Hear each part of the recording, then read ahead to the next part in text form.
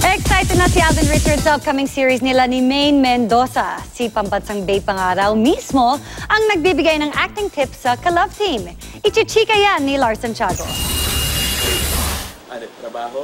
Ngayong ginagawa na ni Alden Richards ang primetime soap nila ni Maine Mendoza na Destined to Be Yours. Sobra ang pasasalamat ng aktor.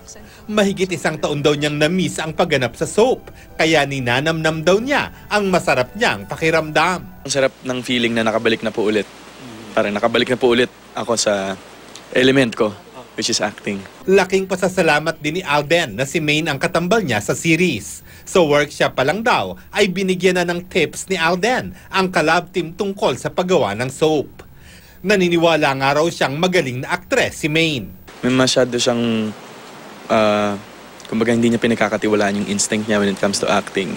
Si Maine kasi has a lot inside her. Parang marami siyang tools na pwedeng magamit sa acting. Kasi she's very, kumbaga all of yung emotions ni Maine nilalagay niya sa words. Nagsusulat siya. Natutuwa rin si Alden noong nagdaang Christmas season. Sobra siyang nakapagpahinga at nakasama ang kanyang pamilya. May plano na rin siya para sa 2017. Ang gusto ko pong gawing tong year na to is year of giving back.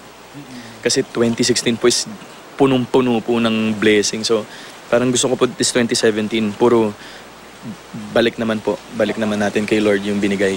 Natuwa rin siya na muli siyang nakapag-mountain climbing kasama ang mga kaibigang kinabibilangan ni na Christopher Martin, Rojan Cruz at Bea Binene bago mag-New Year. Ang sarap lang po kasi parang nandun din yung comfort zone ko po na sobrang nakaka-relax to be on top of everything. Parang you just let go of your old self sa baba.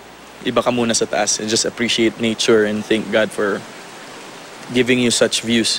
Sandali na aalis si Alden ngayong buwan para pasayahin ang mga kapuso sa California, USA. We'll be in Los Angeles po, Sikat Ka Kapuso, and sa January 22 po.